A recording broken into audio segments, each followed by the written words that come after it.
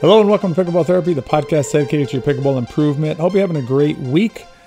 My name is Tony Roy. I'm the host of this weekly podcast. I am a professional pickleball coach as well as a senior professional pickleball player. It's my pleasure to be able to come with you, to be with you each week, I should say, and share with you some concepts that'll help you with your pickleball mind, right? With your mind as it relates to the game of pickleball. Hopefully helping you enjoy pickleball more and play better pickleball. That's a part of this that players I think sometimes overlook, is the importance of not just feeling better but also playing better because of your mental approach to the game of pickleball. What I'm going to do this week is we're going to talk about two different areas. We're going to talk about, this is a progress episode, improvement episode, meaning we're going to be talking about different parts of thinking through the improvement part of your pickleball. If you've listened to a prior podcast where you may have heard us talk about the three spheres, this is one of the spheres, right? And it's important to keep them in their own areas because they're different. They're different considerations different mental challenges, I should say, that you have to deal with when you're dealing with improvement. And that's what we're going to be talking about in this week's podcast. Specifically, we're talking about iteration in two contexts, in terms of your improvement and also in terms of you as a player. And then in the riff, I'm going to be talking to you about the concept of Sonder, but specific to you again in terms of your improvement journey. So those are going to be awesome topics that we're going to be covering in this week's podcast. Speaking of improvement and getting better, this week's podcast is brought to you by the Pickleball System. Ad-free, I should say, by the Pickleball System. Pickleball System is part of the Better Pickleball Academy. We're going to be opening a new class here in about 6 weeks or so. So you're going to make sure that you are on our email list. You'll get notified of the upcoming system. And if you're ready to take that really big forward, movement in your game, then you're going to want to join the Pickleball System. It's the only course of its kind available anywhere in the world. There are other courses out there, but they are not even remotely similar to the Pickleball System in terms of their breadth and depth. All right, let's dive into this week's main topic. This week's main topic is the word iteration. So the word iteration is defined as the repetition of a process or utterance. And so there's two different ways that I want to approach it. One has to do with the repetition in order to progressively get better. So let me read to you the next, the sub-definition of it that relates to that. Repetition of a mathematical or computational procedure applied to the result of a previous application, typically as a means of obtaining successively closer approximations to the solution of a problem. So the way to think about it there is that when you're working on a part of your game that you're trying to get better at, right? You're trying to get closer to the solution to the problem. You need to engage in iterations. You need to process it again and again and again. You can also think about it in terms of repetition. Repetition is another way of thinking about it, but iterations, I think, are a little bit deeper because it brings in this idea of not just repeating for the sake of repeating, right? That's one possibility, right? You just say, I just repeat. We're not repeating. We're iterating, right? Because I think that's the right way of using it, because we want to get to the closer to the solution, right? We want to make forward progress through these repetitions that we're doing, right? So it's repetitions towards a goal of getting closer to the problem. Anyway, if you're watching this on YouTube, you'll see behind me on the board, I've written iteration. I've drawn my awesome paddle with ball and then a circle with three arrows going around. That's the process of iteration when you're working on your game. And let's take a specific example. Let's talk about you're working on your block volley. If you're working on your block volley, you're going to want to engage in some iteration of the block volley if you want to, in fact, get better at that particular shot. A mistake that players make commonly is they believe that by playing alone, they're going to be able to improve that shot. In the abstract, right, in the big picture, are you getting better when you play? Maybe, or yes, you can, I should say. It's possible. But is it going to give you the type of improvement that you want? The answer is probably not. If you want to improve a particular shot, let's say you're having trouble with bangers and you work on your block volley, you're going to want to put in some practice. Now, you don't need to practice like the pros do, or you don't need to put in, hours and hours and hours of practice. But if you went out and had somebody hit you balls for 5 minutes or 10 minutes before you start playing, you're going to block better that day, right? And you're going to see more rapid improvement in the shot. Because the reality is that when you're playing, you just don't have enough repetitions. There's not enough volume, and also the timing of it is wrong because you don't get like repeat. You don't get one after the other, right? You can make it one block and then might not be another minute to get another block, and then maybe you don't get another block for 5 minutes, right? Just the nature of the beast. And you're also, there's other considerations, right? You're feeling the stress of the score or whatever's going on, and so try and get some practice in if you can. Again, it doesn't have to be hours and hours and hours, but that sort of iteration, repetition is going to help you improve faster and better than not having it. And then the second aspect to this word that I wanted to talk about, and I'll read you the sub-definition that applies here, is a new version of a piece of computer hardware or software. So it's a new iteration, right? A new iteration of the thing. And here what I want to talk about is I want to talk about you. And if you're watching this on YouTube, you see behind me I have three little players there, or 3-person stick figures with arrows between them. So those are different iterations of you as a pickleball player. And the way to think about it that way is that as you move forward, right, through time, and by the way, the one circular, the one with practice, because we can think about it that way. The other one's linear, because that's how we experience time, right? Which is a conversation for another episode, or maybe even another podcast completely. The way we experience time, but we experience time linearly, right? So the idea is that I think what we do as players sometimes is we get hung up on, let's say you came into one of these episodes, right, and you heard it one time. Okay, let's say it was any episode. Just pick an episode you heard, and you heard the episode 8 months ago. Okay, you listened to an episode, and that's cool. Appreciate you listening to the episode. But the reality is that the person sitting here today, you, right, sitting here today, you are not the same person that you were 8 months ago.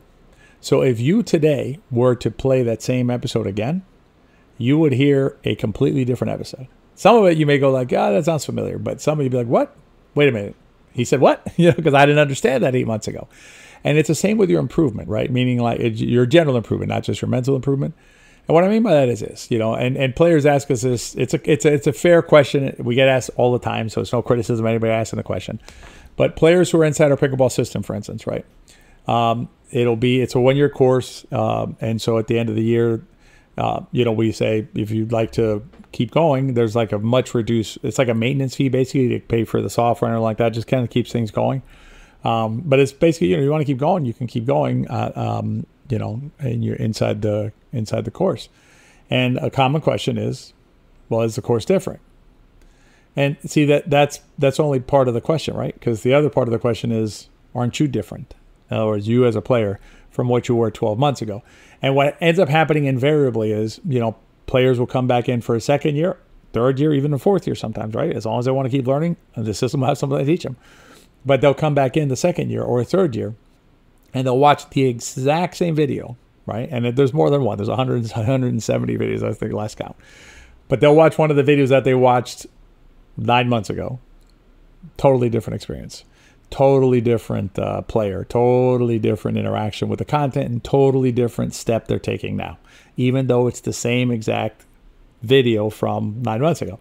And that's an interesting part of iteration that I think we would serve us well to keep in mind, which is that as we move forward, we will be in a different place each time. And another way that might help you kind of get your arms around this is it's obviously easier to do if I'm physically with you and explaining it to you, but I'll walk you through it. So let's say like you're standing anywhere in the world, but you're standing next to a wall, okay? And you know that on the other side of the wall there's a field, right? But you can't see it right now because there's this wall next to you, right? And in that field there's a tree, okay? But you can't see the tree right now because you're standing next to the wall. So what do? You want to see a tree? You start walking forward, okay? And you walk and you walk and you walk. And maybe it takes you, in this hypothetical, maybe it takes you a week. Maybe it takes you an hour. Maybe it takes you a year, right, to get to the edge of the wall. Once you get to the end of the wall, you turn to your left, right? Maybe I said that because I'm left-handed, right? So I favor the left. So you turn to your left and you get to see the field and the tree, right? That's the same with a lot of concepts in pickleball. What happens is the concept is there. The concept hasn't changed, right, over this year or month or however long, right? You're just not ready for it. And it's not that you did anything wrong. It's not that you're lacking or, any word that's a negative that you got to think about, right? That you would say, that's me, that's why I don't get it. That's not the case. It's just that you're not ready for it yet. You just need to keep walking until you get to the end of the wall, can turn left and see the tree. It's the same exact thing. And so what happens is there's these different iterations of us as we move forward in life. I am not the same person I was last year, much less the same person I was 5 years ago. That's why these concepts of you can't teach an old dog new tricks, and they're just nonsense. They just don't make any sense. So long as you're still alive, you're listening to this podcast. I don't know if they listen to the podcast other than on the mortal earth, right? But I'm assuming I'm speaking. You're listening to this. You're alive and you're on Earth. Then as long as you're here, you can continue to grow. You can continue to evolve. You can continue to develop, right? In any way you want, including in pickleball. And so as you move forward, you'll continue to have these different iterations of yourself. And that's beautiful, right? Because the next iteration of you, right? And iterations could, you could go super micro and go an iteration every minute in theory, right? But, if you want to take a more a scale that you can process better, pick a month or 6 months or a year even, and just say, okay, am I the same player that I was a year ago? And the answer is no, right? It's not possible to be the same player for a number of reasons, right? And so you understand that you're going to be evolving over time, these different iterations of you.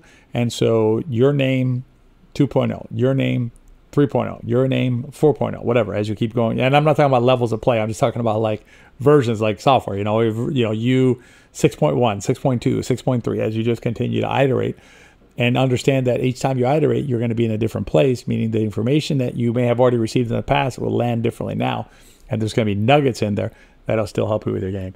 And I like the question that they asked in the usage example and the definition is, what is the use of this constant iteration of the same things, right?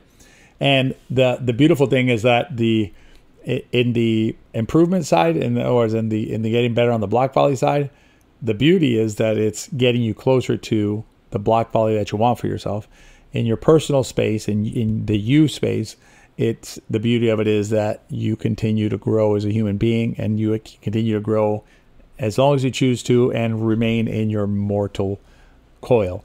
So hopefully that concept of iteration resonated with you and will help you both improve specific things like block volleys and others, and will also help you better understand your growth, your evolution through pickleball and whatever else you choose to apply this concept of iteration to. All right, in the riff, we're going to talk about Sonder, the idea of Sonder, and then we are going to I'm going to talk to you about that and how it means to to use it for yourself and to get what you want and how you want to do your thing. Before we jump into the riff, again, remember that this week's podcast is brought to you by the Pickleball System and the Better Pickleball Academy. The Pickleball System is a subset of the Better Pickleball Academy, meaning it's our most comprehensive course inside the Better Pickleball Academy, but we have a ton of other content available inside the Better Pickleball Academy. It's very extensive and intending to help you move forward with your game. So check it out if you're ready to go deep into any subject. All right, let's dive into the riff. Sonder, the definition of Sonder is the realization that each random passerby is living a life as vivid and complex as your own. I think that's a super cool word, a super cool idea, just to just to put words to it and to make it concrete. But what I wanted to talk about is, when we're going to look at it a few different ways. One way we're going to look at it is this idea that if each of us has basically a life as vivid and complex as the other, right? So we're all living our own life, doing our thing, then it's okay for your friends, right? Your other players at the court, things like that, to play pickleball in a way that is different and maybe, I'm going to say, suboptimal. And I'm saying that like it is an objective perspective, not criticizing. Okay, so not like trying to make it seem like it's a negative that they play that way. Suboptimal meaning like there's a more optimal way to play objectively, right? But they choose not to do so. An example would be like not coming to the non-volley zone line on the return of serve. Okay, that's one of the most fundamentally, sound strategies in pickleball. It's just, there's not a lot of room to argue about it. In general, there's one or two exceptions, but in terms of and they apply to like your partner not coming in, meaning like they're not going up, so then you go back. But that's an exception to everything anyway. But in terms of optimal strategy, getting up to the non-volley zone line. But when you go out to the courts, you'll see a lot of players that aren't getting up there and not getting up there effectively and whatever and things like that, right? And that's okay, meaning they're entitled to play pickleball the way they choose to play pickleball. Now, that said, what I wanted to talk about is I'm still trying to wrestle with this a little bit as I talk to you, but I want to, what happens sometimes is players, they don't play optimally, but it's not because they don't want to. What I mean by that is it's not their Sonder, if you will, right? It's not a true manifestation of their life that they want to live, right? They're not doing something, whether it's not getting down by the line or whatever else, because of artificial hurdles holding them back. And what made me think about this for this podcast, and this is why it's the riff, is put out a video on the Into Pickle channel that had to do with why are you really getting slammed when you're working your way up to the non-volley zone line. And a couple of the comments were basically, useless video, nothing to see here, right? And the principle that was in the video, it's a really powerful concept. It's super powerful. It's recognition, right? It's actually, we have it in our Strive acronym that we use. I mean, it's like, if it's not, it might arguably be the most powerful tool that you can use. Is the most important, right? Because recognition, basically, recognition, undergirds everything, right? If you don't recognize, how are you going to do, right? You got to recognize first, okay? So it's that powerful. And in this context, right, what it means is in the getting slammed is that players aren't taking a minute to recognize what's happening on the court, the conditions that's on the court right now. So they're putting the body in a bad position, and the result is they're getting slammed with the pickleball, okay? So the advice is work on your recognition. Now, are there other pieces to effectively moving forward without getting slammed? Yes, of course. Yeah, right. I almost said like the Homer says, like, duh. I mean, yes, there's a lot of other pieces, but recognition is super powerful and super critical. And so the comments were basically that were saying like nothing to see here. Really, what they reveal, right, is a misapprehension of the importance of the concept being taught. And this is where I think sometimes as players, we need to be humble, might be the right word, or open might be a better way of looking at it. Right? Open and humble, right? Just like open to ideas that at first glance may seem like nothing burgers, right? Like, why are you telling me this? When they're being expressed by a person who, at least you have reason to believe, has more knowledge on the subject than you do, right? It would be like, going to a doctor and the doctor explaining something to you about your body and you immediately saying like, well, what are you telling me that for, right? It's like, but the doctor's clearly trying to communicate something to you that the doctor feels is valuable and helpful, right? So same here, right? When you hear something that may be contrarian or maybe at first blush sounds like, why are you telling me this? Reflect on it some, ask questions, things like that, as opposed to jumping to, this is not going to help me. Because if it wasn't going to help you, I wouldn't be sharing it with you, right? That's the premise I want you to start from. And coming back to Sonder, here's the thing I want you to leave with. If a player is playing the way they're playing because that's how they want to play and they're okay with that, no problem. Sonder. No criticism, no judgment, not even like a suggestion, right, on advice or anything like that. The player's happy doing what they're doing, that's fine. If, however, you're a player who wants a different way of playing, right, wants a richer, and I say richer not because the other one's less, but you want a richer, right? You want a deeper understanding of the game. You want a deeper feeling when you play pickleball. Then be aware of both the information you're receiving, right? So having agency with that, we talked about in prior episodes, but also be aware that sometimes when it comes from a coach who knows what they're talking about, that even though it may seem weird at first what you're hearing, there's a reason why that coach is sharing that with you.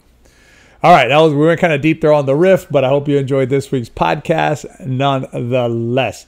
I may drop a special episode. I'll be at the PPA up in Kansas City, apparently the center of pickleball this week with the MLP, PPA, and the National Pickleball League, the Senior Pro Tour, Senior Pro Team Tour up there this week, and PickleCon. I got everything. Like, it's pickleball, everything happening up there this week. So I'll probably drop a special episode, so look out for that.